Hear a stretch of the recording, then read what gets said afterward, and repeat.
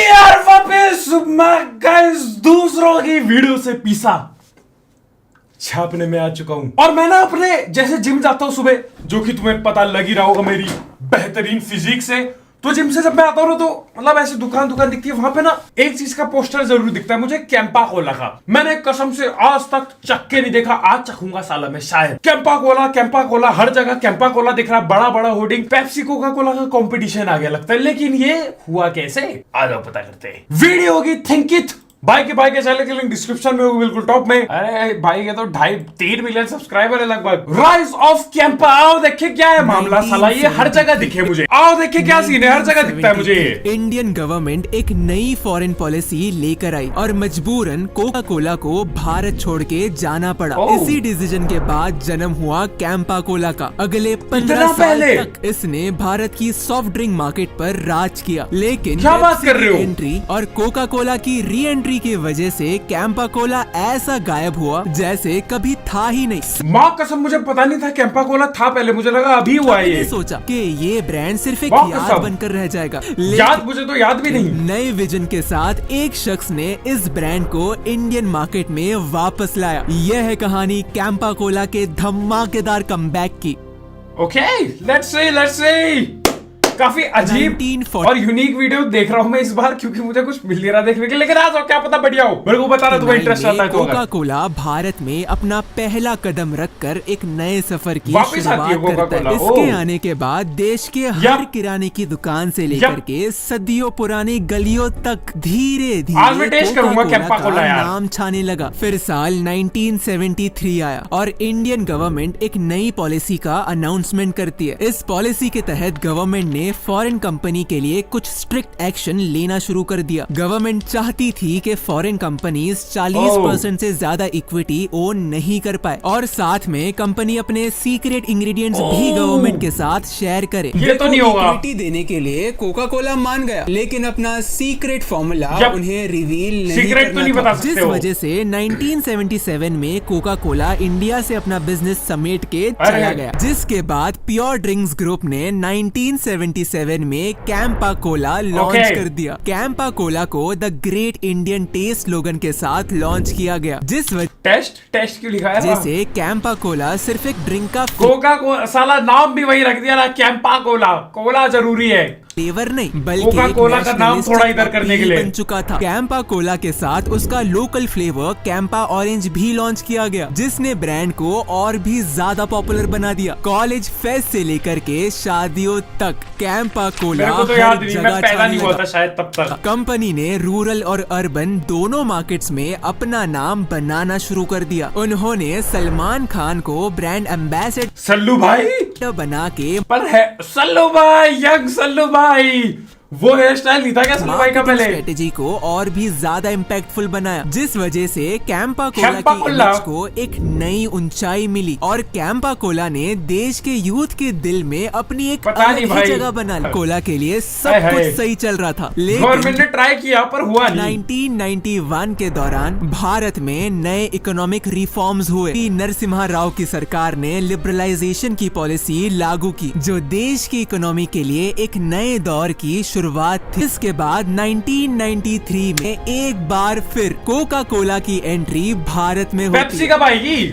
मैं तो पेप्सी का वेट कर रहा हूँ। लेकिन कोक को इंडिया में नाक पे दम कर देती है। जीरो से शुरू करना था। साथ ही 1988 से पेप्सिको की पेप्सी भी इंडियन मार्केट में तबाही मचा रही थी। लेकिन अब कोका कोला अग्रेसिव मार्केटिंग शुरू कर देता है और अपना इन्फ्लुएंस बढ़ाने के लिए थम्स अप जैसे बड़े इंडियन ब्रांड्स को एक्वायर भी कर लेता है। थम्स अप भी तो था, ये बिक जाता है पेप्सी, ये कोका कोला पे। आज सॉफ्ट ड्रिंक इंडस्ट्री में कोका कोला और पेप्सी के बीच कट थ्रोट कॉम्पिटिशन शुरू हो गया। हर ब्रांड लेकिन अब कैंपा कोला आ रहा है बीच में। एडवर्टाइजिंग के जरिए अपने कस्टमर बेसिस को बढ़ाने लगे। कोक और पेप्सी ने प्रमोशंस पर खूब पैसा खर्चा किया। फिर शाहरुख खान और आमिर खान को as a brand ambassador on board किया। लेकिन कैंपा कोला, जो कभी एक बड़ा इंडियन ब्रांड था, फंडिंग की कमी और अग्रेसिव कंपटीशन के कारण धीरे धीरे मार्केट से बाहर होने लगा और 2013 आते आते कैंपा कोला का नाम पूरी तरह मार्केट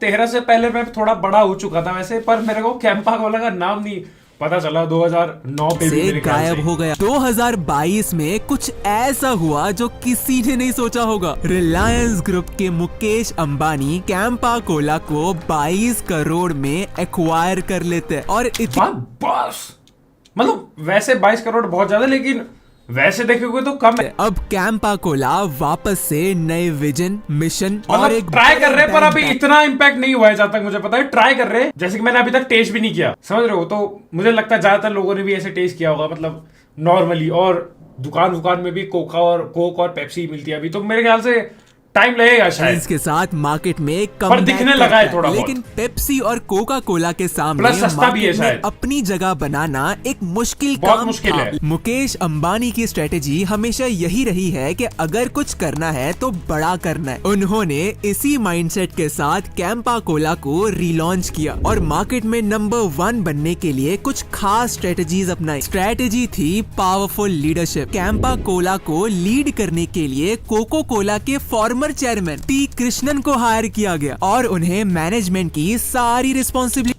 कोका कोला का बंदा उठा दिया। दूसरी स्ट्रेटेजी मार्केटिंग। लीडरशिप के बाद रिलायंस को एक स्ट्रॉन्ग मार्केटिंग स्ट्रेटेजी की जरूरत थी। इसके लिए प्रसून जोशी को हायर किया गया। प्रसून जोशी एक रिनाउंड एड। प्रसून जोशी भाई ये क्या पढ़ रहे हो, एक सेकंड। इसके लिए प्रसून जोशी को हायर किया। For the hell is this magazine? For the hell is this magazine? For the hell? मेरी आंखें, मेरी नजर गंदी है या what is this magazine? किया गया। Prasoon What is the rating? Joshi एक renowned ad writer. What is that? 2002 में कोका कोला के लिए एक मेमोरेबल एड कैंपेन चलाया था। रिलायंस ने सोचा कि प्रसून जोशी का एक्सपीरियंस और क्रिएटिविटी कैंपा कोला की मार्केटिंग को 4 चांद लगा देगा। उनकी लीडरशिप में प्रसून जोशी ने IPL के दौरान नया भारत का अपना ठंडा कैंपेन लॉन्च किया, जिससे कैंपा कोला को इंडिया की सॉफ्ट ड्रिंक मार्केट में एक नई पहचान मिली। तीसरी स्ट्रेटेजी प्राइसिंग स्ट्रेटेजी में मुकेश अंबानी का एक अलग ही स्टाइल है जो उन्होंने जियो के साथ दिखाया था। जब जियो लॉन्च हुआ तो एयरटेल और वोडाफोन मार्केट में डोमिनेट कर रहे थे, लेकिन एयरटेल तो अब भी करता है भाई। मेरा तो एयरटेल का ही सिम है मेरे भाई, और एयरटेल के नेटवर्क अच्छे आते जहां तक मैंने देखे। जियो वाले लोग परेशान रहे कि नेटवर्क नहीं आ रहा इधर उधर, पता नहीं क्या सीन है। प्राइस भी ऑलमोस्ट सेम ही हो चुका है, एयरटेल के बराबर ही है अभी जियो का मेरे ख्याल से। तो आई डोंट नो, मेरे को तो मेरा एयरटेल चलाता हुआ ओके चलता है। 6 महीनों मतलब ऐसा नहीं होता कभी अरे यहाँ नेटवर्क नहीं आ रहा, मतलब जहां आ रहा है वहां आता है।